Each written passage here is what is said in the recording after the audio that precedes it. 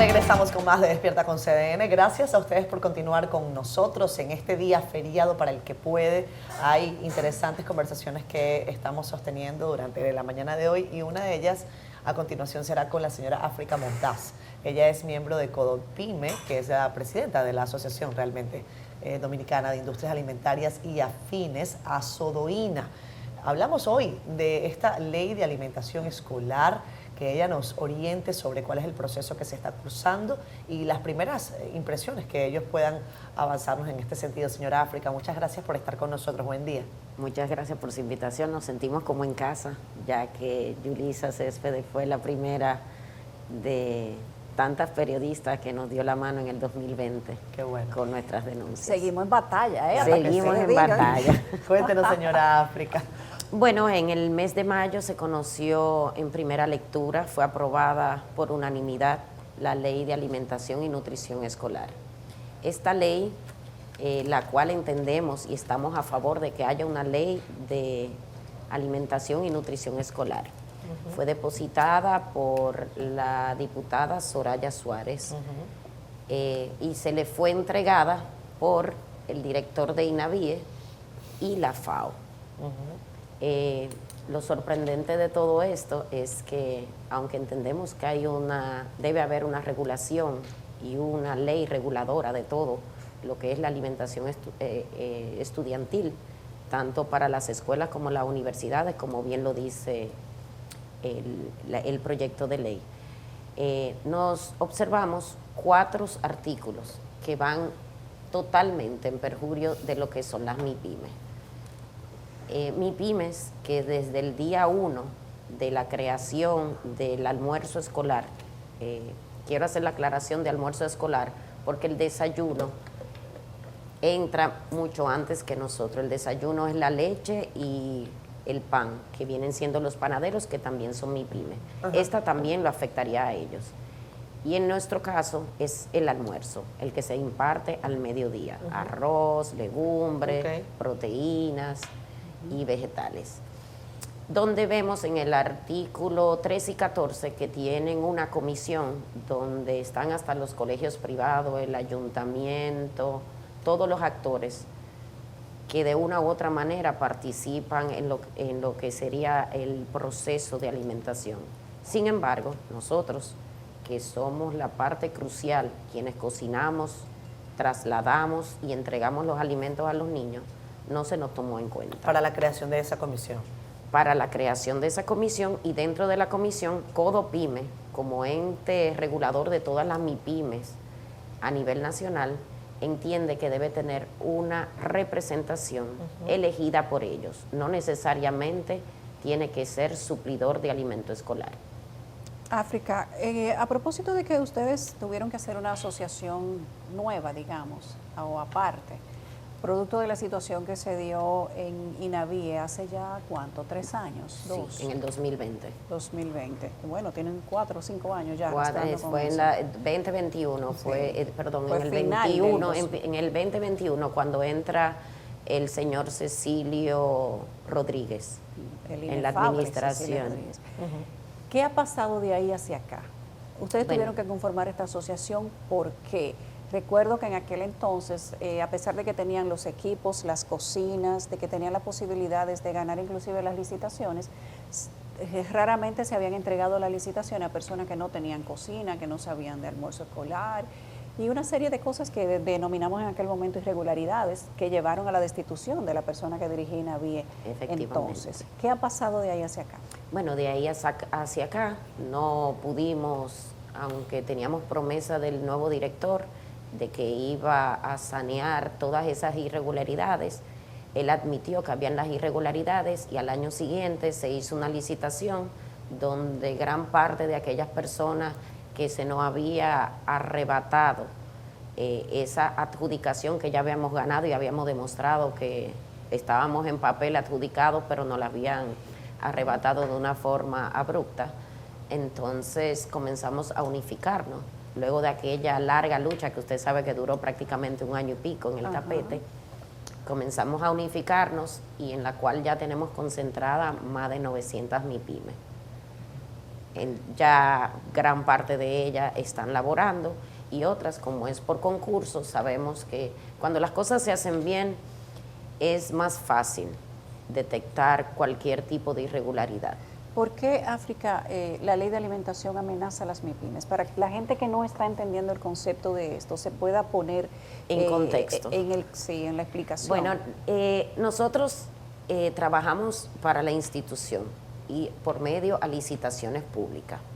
En este proyecto elimina lo que es la licitación pública.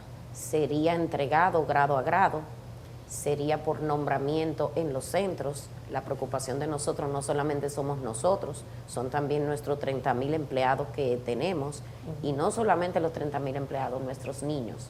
Usted sabe lo que las infraestructuras nuestras escolares no están capacitadas para tener una cocina. Hablan de niveles de inocuidad, cuando no tenemos agua en muchos de esos planteles, cuando no tenemos electricidad. Una cadena de frío se rompe tanto con vegetales, frutas o carnes, que es mucho más peligrosa, y tendremos desastres. Desastres no como la explosión de un tanque industrial dentro de un plantel educativo, sino agua potable.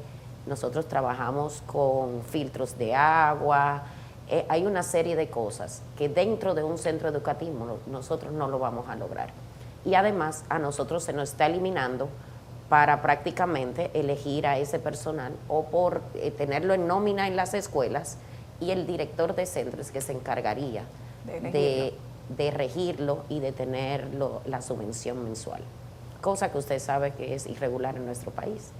¿Qué justificaciones se plantean para poder, digamos, poner como alternativa ese sistema que usted acaba de señalar, de hacerlo en las escuelas, de hacerlo con personal propio, e ir a contracorriente de una tendencia que es la tercerización de servicios, que ya ha demostrado, como usted señala, pues ser exitoso? Bueno, entendemos que hay manos oscuras detrás de eso. Usted sabe muy bien que la alimentación escolar maneja un presupuesto de 32.000 millones de pesos, que fueron la asignación el año pasado en la licitación. Imagínese que utilicemos todo el 4% ahora para regularizar esta nutrición y alimentación escolar. Nosotros nos regimos por un menú y un recetario que nos entrega la institución. Entonces, ¿cómo me hablan de inocuidad cuando en los centros educativos están falta de agua, electricidad, cuando se vaya la luz, la incidencia del personal dentro de las cocinas, las áreas que nosotros necesitamos para esa trazabilidad inocua, para que lleguen los alimentos a los niños? Es decir, nosotros tenemos ya 15 años siendo un soporte vital para este programa. Sin este soporte hubiera habido una deserción increíble. Esto es parte por lo que los niños, y fue creado para que los padres pudieran trabajar y pudieran tener sus niños en las escuelas. Tengo que confesarle que no conozco el texto de la ley. Usted debe conocerla en detalle. Habla de manos oscuras. Me parece que la mente está muy clara. Ahí se especifican, por ejemplo, los nutrientes en la ley. Se supone que hubo algún tipo de consulta con entendidos. Bueno, a la institución tener un departamento de nutrición y calidad, son dos departamentos totalmente aparte, aunque están dentro de una misma institución. Entiendo que ellos se llevaron mucho de la FAO. La FAO quiere implementar aquí un proyecto muy lindo que tienen en Brasil, pero en Brasil, investigando nosotros, también tienen contrataciones externas. Entonces, cuando hablan en la ley de terceros, ¿quiénes son esos terceros que van a trabajar? Nosotros nos plantean mudar nuestras cocinas a los centros. Usted sabe lo que implica hacer un traslado. Hacemos licitaciones por centros de la FAO. A centros educativos. Centros educativos. Es decir, son con los equipos nuestros. Y si no, el gobierno tendría que hacer una inversión por encima de los 42.000 millones de pesos, que ya nosotros tenemos. Esta ley se contradice con la Ley de Fomento y Desarrollo a las MIPYMES. Nosotros tenemos inversiones nacionales. Nosotros somos pequeños empresarios y en su mayoría mujeres. Más del 80% de nosotros somos mujeres, que ya muchas de nosotros pasamos los 50, 40 años. a la hora de que se nos aísle y ya sea, no sabemos cómo van a asignar en las escuelas. Si nosotros tenemos que trasladar nuestros equipos, la licitación nuestra duran 2 años escolares, 2 periodos escolares. A la hora que no volvamos a ganar, que ese oferente no gane, tenemos que volver a sacar los equipos, se nos plantea que el gobierno no los va a comprar. Nosotros no tenemos en venta nuestras industrias. Nosotros hemos ido de la mano con cada gobierno. Esta es una de las banderas de todo gobernante, de la producción, de que el desarrollo de las MIPYMES. Las MIPYMES representamos el 32% del Producto Interno Bruto en recaudaciones.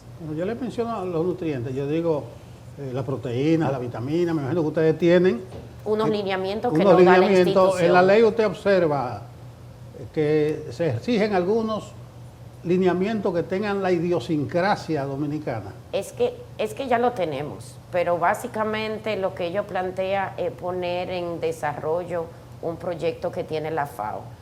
La idiosincrasia de Brasil no es la nuestra, para nada. Nosotros tenemos una educación en segundo lugar de peor educación en Latinoamérica y tercer lugar en peor educación a nivel mundial. Nosotros debemos coger lo que funciona, se debe dejar quieto y tenemos todo el deber y derecho de seguir creciendo y de seguir haciendo mejorías. Es decir, nosotros tenemos supervisiones, nosotros tenemos certificaciones nacionales e internacionales, que Yulisa lo sabe porque nos acompañó en todo un programa donde verificó. A nosotros nos han llamado a invertir y cada licitación nos exige más equipamiento. Nosotros tenemos equipamiento, nosotros tenemos más de 8,000 millones de pesos en inversión, a grueso modo. ¿Cuántas empresas integran la asociación específicamente para el tema del almuerzo? Somos 3,000 y esas 3,000 llevan de la mano, se ramifican en otras, porque compramos el gas a microempresarios, el arroz en pequeños almacenes. Son 3,000 MIPYMES. O sea, el tejido empresarial. Nosotros somos 3,000 MIPYMES de industrias alimentarias. 3,000 y MIPYMES. lo que nosotros arrastramos, aquellos que tienen almacenes, que nos venden las frutas. Nosotros tenemos implementado desde el año pasado frutas mixtas, que es el postre que le damos a los niños. Tenemos estas frutas, pueden ser guineo, mandarina, y tenemos unas frutas mixtas cortadas que conlleva una cadena de frío y una especialización, es decir, cuarto frío, todo el proceso debe tener una cadena de frío para que no se rompa, para poder llegar en buen estado a los niños. Señora África, pero veo unas declaraciones de Víctor Castro recientes, el presidente del INAVIE, pidiéndole al Senado que priorice, ¿no?, el debate de esta ley. ¿Cuál es el estatus de la conversación o diálogo entre ustedes y el representante del INAVIE? ¿Ustedes le han hecho saber sus inquietudes? ¿Cuál ha sido la respuesta? Realmente no ha habido ningún tipo de acercamiento. Nosotros nos acercamos directamente cuando fue aprobada en la Cámara de Diputados a los diputados y senadores de las diferentes partidos políticos para mostrarles nuestra inquietud. Por nuestras inquietudes fue llevado a comisión. En la comisión expresamos los 4 puntos claves, que son el artículo 13, 14, 45, 46. Y luego de eso se presentó al día siguiente o 2 días después el director de INAVIE conjuntamente con la FAO. Aquí hay intereses, siempre es bien sabido que tanto el sector privado, ya las grandes industrias, han estado interesados en fortalecer y ser parte. Pero sí le recordamos que nosotros tenemos 15 años en esto. Nosotros somos las personas idóneas, nos hemos preparado y estamos calificados para que ahora se nos aísle. ¿Y qué vamos a hacer todos?